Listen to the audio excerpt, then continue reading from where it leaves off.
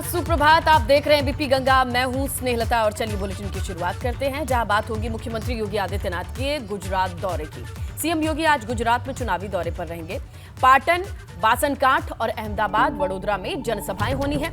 पाटन जिले में बायड विधानसभा में प्रचार करेंगे मुख्यमंत्री योगी आदित्यनाथ और बनासकांठा जिले में धनेरी विधानसभा में जनसभा है। तो स्टार प्रचारक की भूमिका के मद्देनजर आज भी मंच से गरजती हुई तस्वीरें और बातें सामने आएंगी मुख्यमंत्री योगी आदित्यनाथ की, क्योंकि गुजरात चुनाव में प्रचार के लिए पूरा दम लगाते बीजेपी खेमे के स्टार प्रचारक मुख्यमंत्री योगी आदित्यनाथ नजर आएंगे।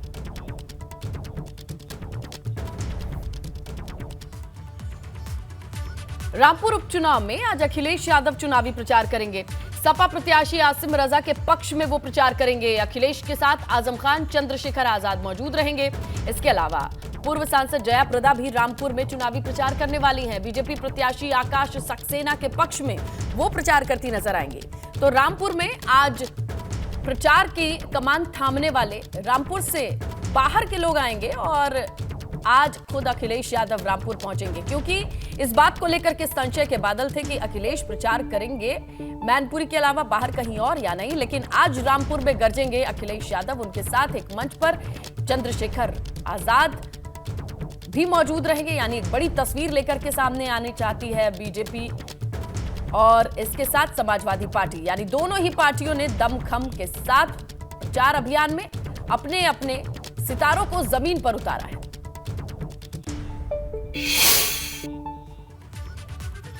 मुजफ्फरनगर के खतौली उपचुनाव में बीजेपी ने ताकत झोंकी है। बीजेपी का आज से शुरू होगा बूथ चलो अभियान और इधर खतौली में घर घर बीजेपी कार्यकर्ता और पदाधिकारी पहुंचने वाले हैं।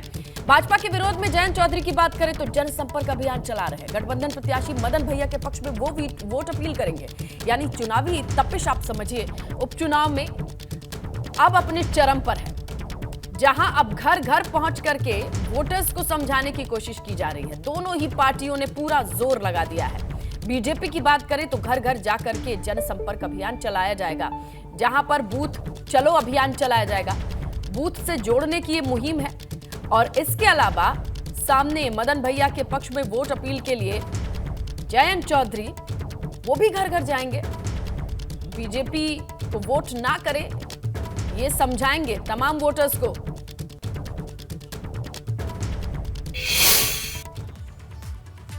तो उधर मैनपुरी उपचुनाव को लेकर यादव परिवार और बीजेपी के बीच जंग जो है वो और तेज देखी जा रही है। शिवपाल डिंपल के समर्थन में जनसंपर्क करेंगे तो केशव मौर्य भाजपा प्रत्याशी के समर्थन में जनसभा करेंगे। भाजपा प्रदेश अध्यक्ष भूपेंद्र चौधरी रणनीति बनाएंगे।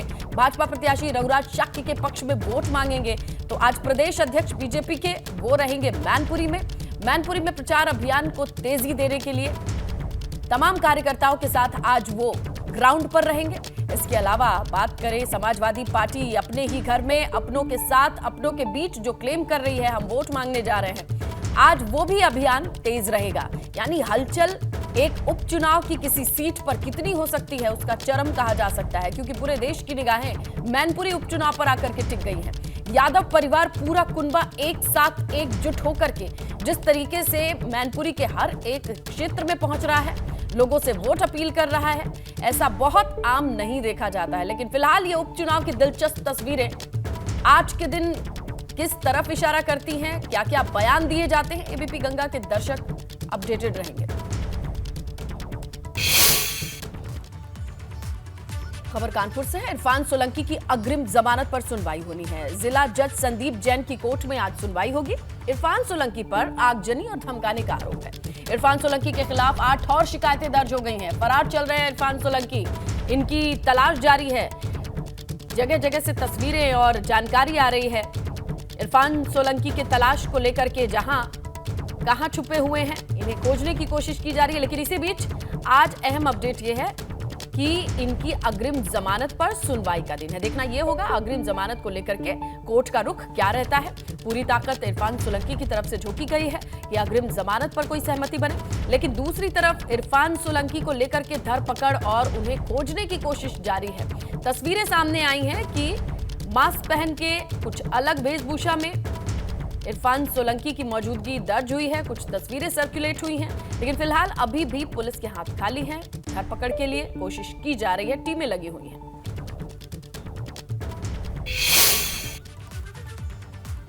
प्रयागराज से खबर है, अब्बास अंसारी और शर्जील रजा की न्यायिक रिमांड खत्म हो रही है। आज दोनों को कोर्ट में पेश किया जाना है। दोनों के वकील कोर्ट से बेल की अपील करेंगे। चित्रकूट की जेल में बंद है विधायक अब्बास अंसारी। वीडियो कॉन्फ्रेंसिंग के जरिए दोनों की पेशी होनी है। मामला है मनी लॉन्ड्रिंग का, जिसमें इन्हें जेल भेजा गया है। आज का दिन अहम है कि आज क्या इन्हें बेल मिल पाएगी। कोशिश ये रहेगी, क्योंकि न्यायिक हिरासत में है, पूछताछ का दौर खत्म हो चुका है, जानकारी का दौर खत्म हो चुका है। ऐसे में देखना होगा कि आज वीडियो कॉन्फ्रेंसिंग के जरिए जब इनकी पेशी होगी तो कोर्ट का रुख क्या रहता है। क्या राहत मिलेगी या फिर अभी भी समस्या बरकरार रहेगी, मुसीबतें बनी रहेंगी। आज देखना होगा।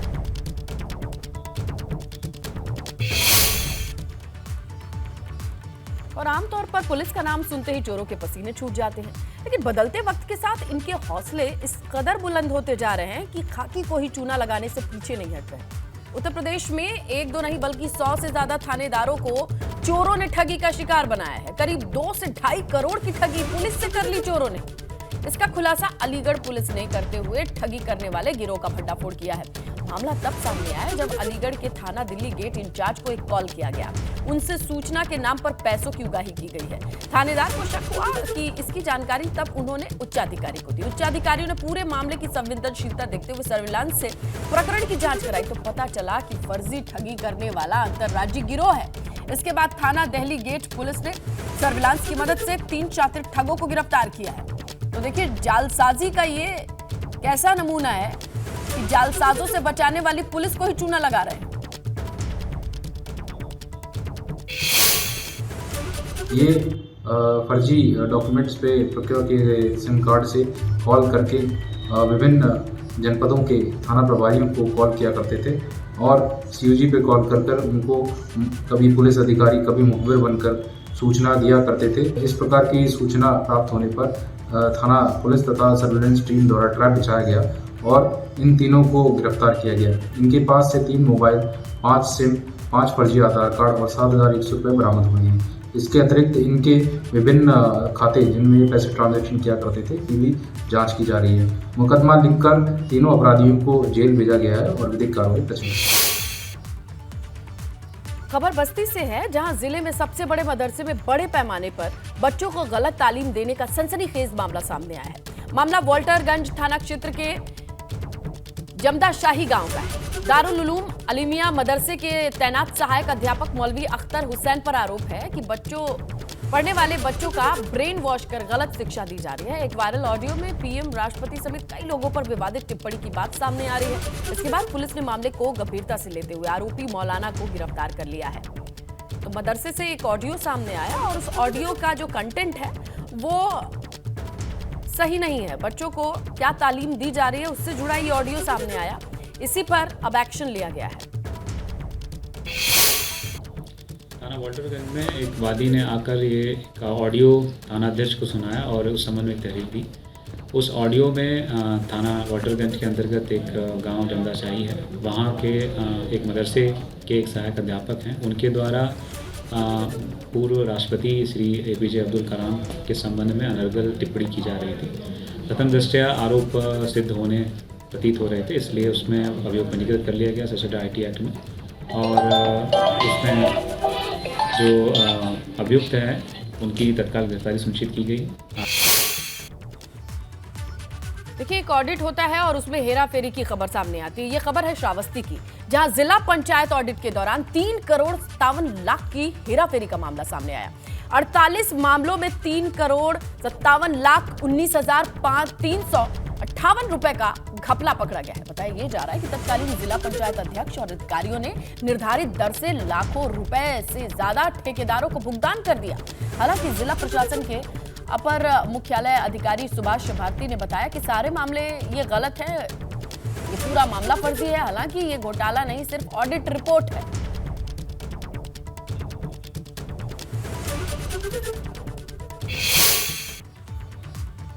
देखिए, लखनऊ से खबर है, नगर निकाय चुनाव को लेकर के आरक्षण का प्रारूप तैयार बताया जा रहा है। नगर निकाय विभाग के मंत्री आज प्रेजेंटेशन दे चुके हैं।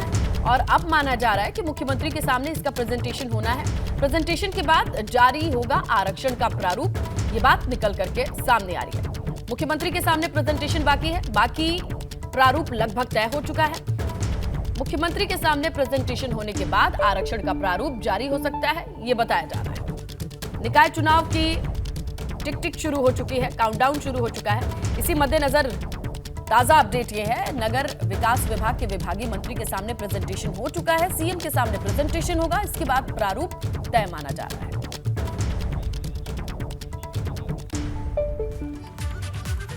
देखिए, निकाय चुनाव की तारीखों का ऐलान भले ना हुआ हो, लेकिन राजनीतिक रस्साकशी तेज हो चुकी है।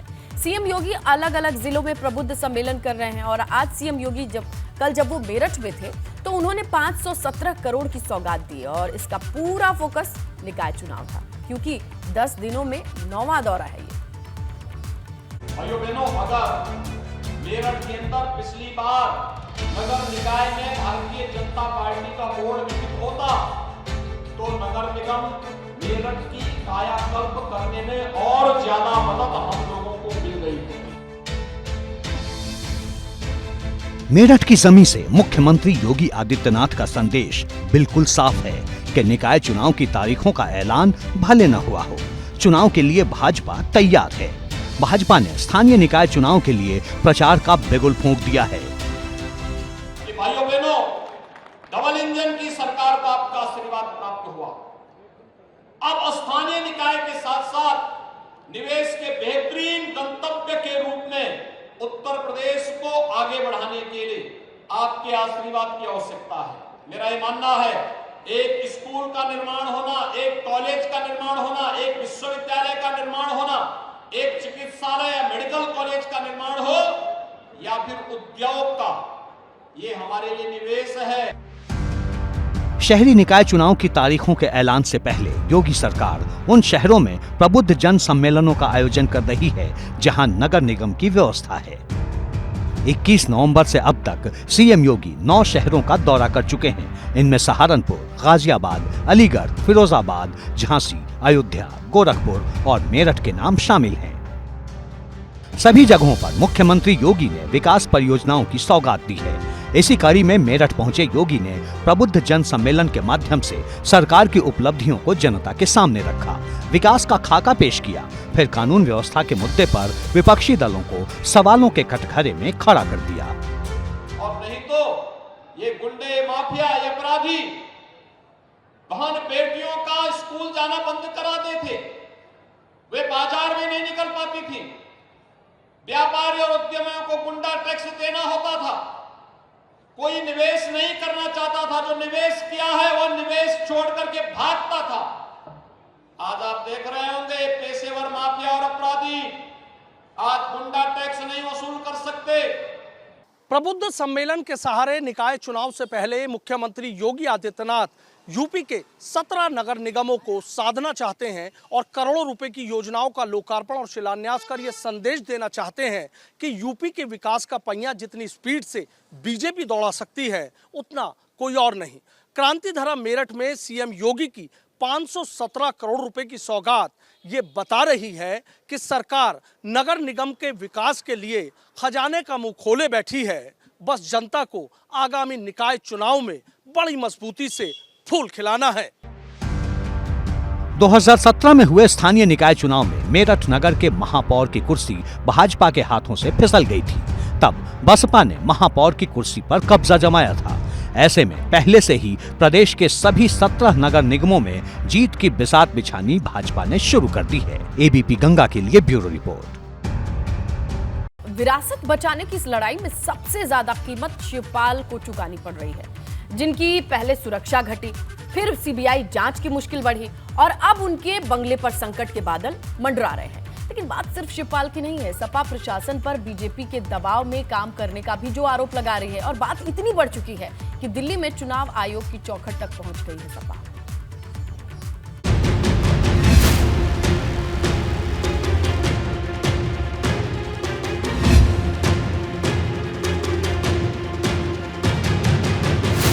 शिवपाल को लगा तीसरा झटका, अब बंगले पर संकट मंडराया।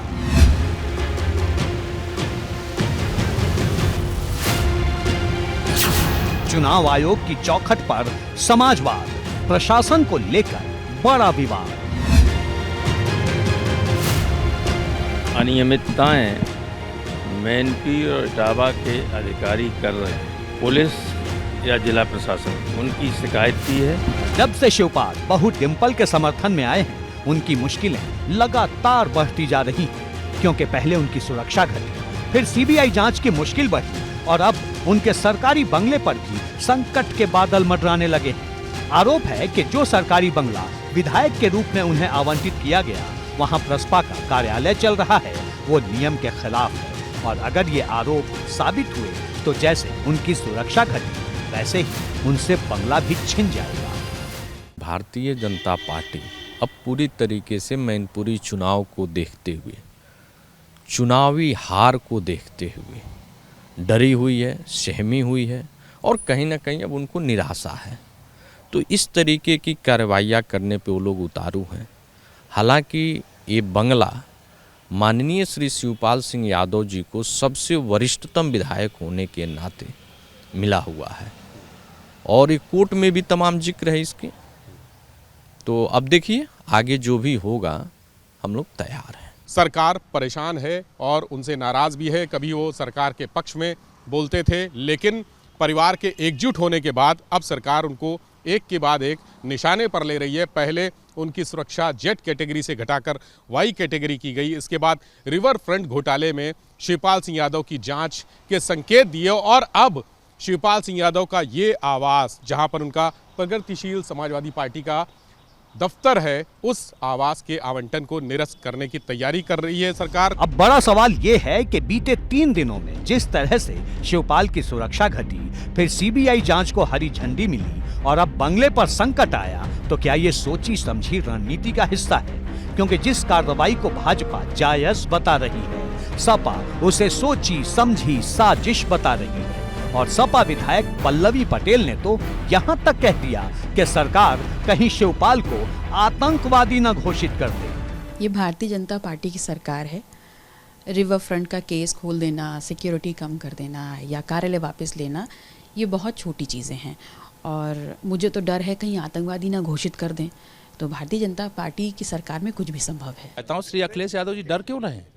क्या सोचते हैं जांच की आंच उनके पास भी पहुंचने वाली है क्या? उन्होंने भी कुछ इसमें गड़बड़ किया है क्या? ये सरकार का काम नहीं होता है। ये अगर कोई दोष होगा, कोई गड़बड़ी किए होंगे, भ्रष्टाचार किए होंगे, चाहे चाचा किए हों चाहे भतीजे किए हों, तो जांच के जो दोषी होंगे उनके खिलाफ नियमानुसार कार्रवाई होगी। ये विभिन्न एजेंसियां इसके लिए काम करती हैं और वो बता पाएंगे क्या स्थिति है। हमारे पास अभी इस प्रकार की कोई पत्रावली नहीं है, लेकिन इसमें जो सुरक्षा एजेंसियां हैं, जो जांच एजेंसियां हैं, वो अच्छी बेहतर बता सकती हैं। लेकिन इस मुश्किल वक्त में पूरा समाजवादी कुनबा शिवपाल की ढाल बनकर खड़ा नजर आ रहा है। कैबिनेट का एक एक फैसला रिवर फ्रंट के लिए लिया गया है और अगर कैबिनेट के फैसले को सीबीआई, ईडी और सरकार नहीं मानेगी तो ये याद रखें भारतीय जनता पार्टी के लोग, दिन किसी के एक जैसे नहीं रहते हैं। आपकी भी जांचें होंगी, आपके लोग भी फंसेंगे। जानते हो बाबा उत्तर प्रदेश के मुख्यमंत्री हैं और जब मुख्यमंत्री हैं दूसरी बार मुख्यमंत्री हो गए तो मन चाहे कह सकते कहते हैं, दिमाग फिर जाता है लोगों का। सत्ता जो आदमी को भ्रष्ट बना देती है और परम पूरी सत्ता जब हो जाए दोबारा हो गए ना तो पूरी तरह से भ्रष्ट बना देती है। अब बात सिर्फ शिवपाल की नहीं है, एक सवाल प्रशासन का भी है। समाजवादी पार्टी आरोप लगा रही है कि प्रशासन भाजपा के दबाव में काम कर रहा है और शिवपाल ने तो यहाँ तक कह दिया है कि उनका मुकाबला भाजपा से नहीं, भाजपा के प्रशासन से है। अगर बचाने गए मिलके झगड़ा कराएंगे, उनका कुछ नहीं होगा। आपके लोगों ने गुंडाई की बंद हो जाएंगे, इसलिए सावधान रहना। अगर पुलिस बुलाए तो जाना नहीं, पुलिस की पकड़ में भी मत आना। अपने कार्यकर्ताओं से कहना चाहिए, पुलिस की पकड़ में भी मत आना। प्रशासन वाली ये लड़ाई दिल्ली में चुनाव आयोग की चौखट तक पहुंच गई है। सपा के राष्ट्रीय महासचिव रामगोपाल यादव ने चुनाव आयोग से शिकायत दर्ज कराई है और आरोप लगाते हुए कहा है कि जो नई लिस्ट आई है उसमें मुस्लिम वोटर के नाम काटे जा रहे हैं और ये सब भाजपा और प्रशासन की साठ-गांठ से हो रहा है। तमाम अनियमितताएं मैनपुरी और इटावा के अधिकारी कर रहे हैं, पुलिस या जिला प्रशासन की, उनकी शिकायत की है सबूतों के साथ और तथ्यों के साथ, और मांग की है कि ऐसे लोगों के खिलाफ चुनाव आयोग कार्रवाई करे। उत्तर प्रदेश में उपचुनाव हो रहे हैं, ऐसे में समाजवादी पार्टी लगातार सरकार पर और प्रशासन पर आरोप लगा रही है कि निष्पक्ष चुनाव नहीं कराना चाहते हैं। और यही कारण है कि आज समाजवादी पार्टी के राष्ट्रीय महासचिव प्रोफेसर राम गोपाल यादव केंद्रीय निर्वाचन आयोग पहुंचे, जहां पर उन्होंने साफ तौर पर कहा कि मैनपुरी के जो तमाम तरह जिलाधिकारी हैं और इसके अलावा पुलिस कप्तान हैं, वो सब निष्पक्ष चुनाव नहीं करवाना चाहते हैं और सरकार के साथ मिलकर भारतीय जनता पार्टी को सहयोग कर रहे हैं। और इसकी उन्होंने प्रामाणिकता के साथ सबूत भी दिए हैं चुनाव आयोग को, ऐसा प्रोफेसर राम गोपाल यादव का कहना था। अब चुनाव आयोग समाजवादी पार्टी की शिकायत पर गौर करता है या नहीं, लेकिन एक बात तो बिल्कुल साफ है कि मैनपुरी का उपचुनाव युद्ध के मैदान में तब्दील हो चुका है, जिसे भाजपा और सपा हर हाल में हर कीमत पर जीतना चाहती है। एबीपी गंगा के लिए ब्यूरो रिपोर्ट।